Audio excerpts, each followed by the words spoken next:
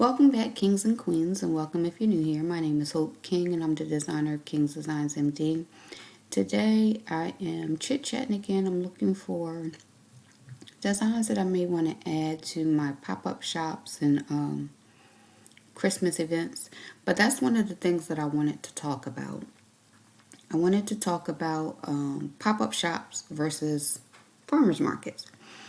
So, I've done pop-up shops and farmers markets for some years now, and I kind of noticed a distinct difference. So one of the things I noticed is I have a different clientele that comes to pop-up shops versus farmers markets.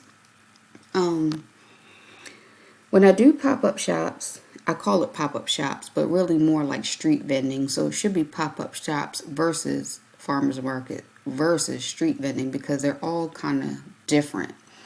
And I get different clientele at each one. Now, I do have some consistent people that come out and have found me at different ones, but that's not always the case. So, street vending is probably my favorite out of the three. Street vending, I essentially get to go out when I want, come in when I want. I have a great setup space. A family member lets me set up in their yard. And in my area, you have to have permission from, to be on somebody's private property. So you need to check your state and local ordinances, laws, whatever, to know what you can and can't do. So if somebody allows you to come on their private property, you can do that. And it's very different from city to city. So I live in a particular county, and within that county, there's a couple of different cities.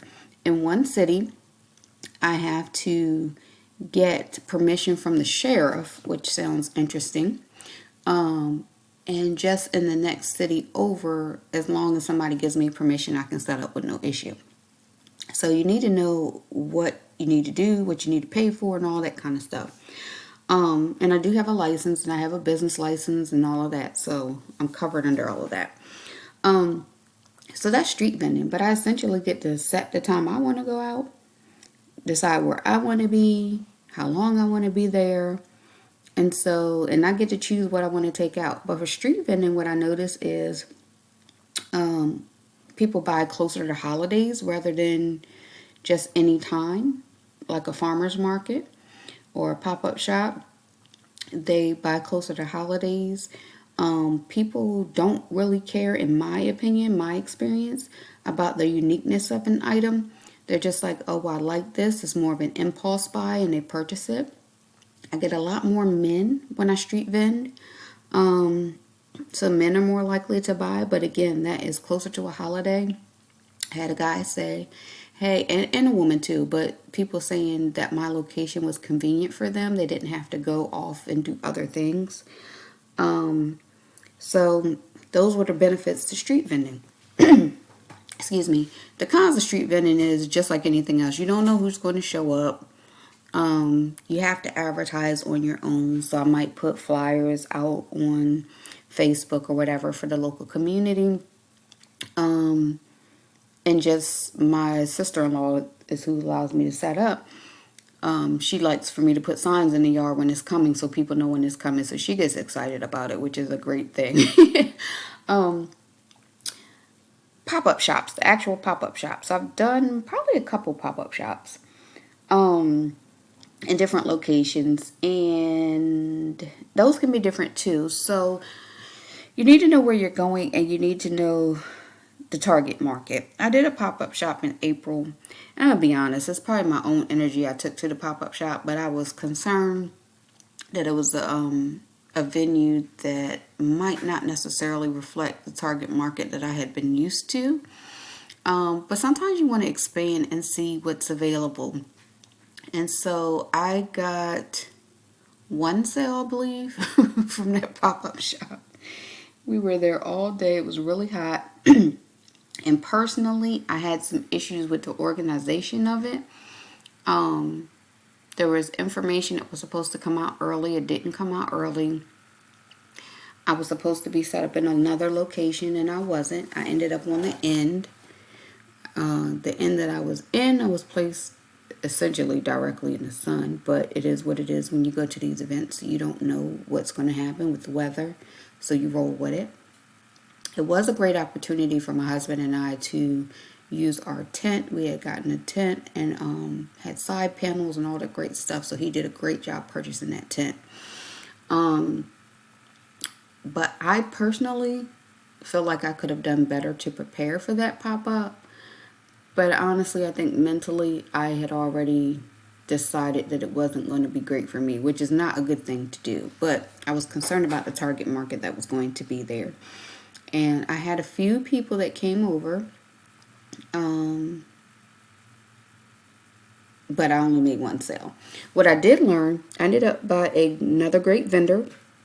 People talk about talking with the people beside you and talking to other vendors. I did meet some really great vendors. So I tried to be strengths-based and I tried to see what good things come out of any event. After that event, I went back and got my business cards redone and done professionally.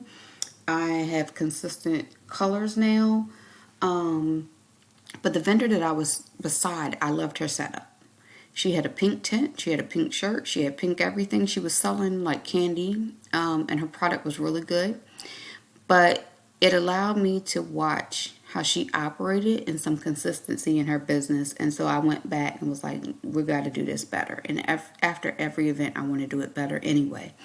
But if I were to do that vendor event again, I would treat it more like a farmer's market. It wasn't listed as a farmer's market, but it was listed as a pop-up shop. But I would treat it like a farmer's market. I had my gift baskets out there. I would have displayed them better. But now, again, I feel like that was more like a farmer's market where people were looking for unique items. They wanted to take their time to browse and peruse and all of that. Not a whole lot of men, and it was at a brewery. So, you're looking to see who's at the brewery.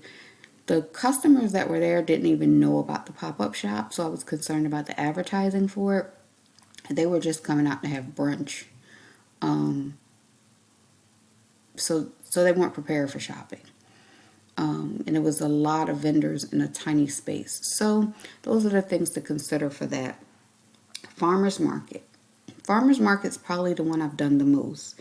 And I've done it in different areas in my community. What I notice about farmer's market is they like more handcrafted items.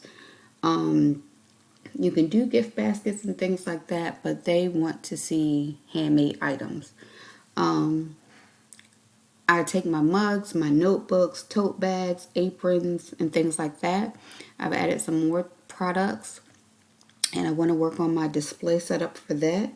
I tend to see more women at the farmer's market. One of the ones I did last year, I had a couple come up to me, and I did a small farmer's market in the town that I started out at. I had stopped going because they didn't get a whole lot of traffic.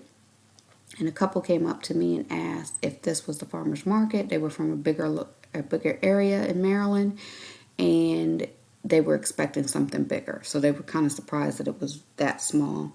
But I get more women than men, and they want items that are unique and typically items that are inexpensive, at least for what I have traditionally done.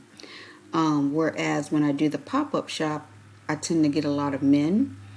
They're not looking for anything unique, and they are willing to spend the money as long as it's within their budget. If they came out with $40, $50, they're willing to spend their $40, $50, and, it's all good. So those are some of the things to consider between pop-up shop, farmer's market, and street vending. So I hope that helps somebody. Remember to like, comment, and subscribe.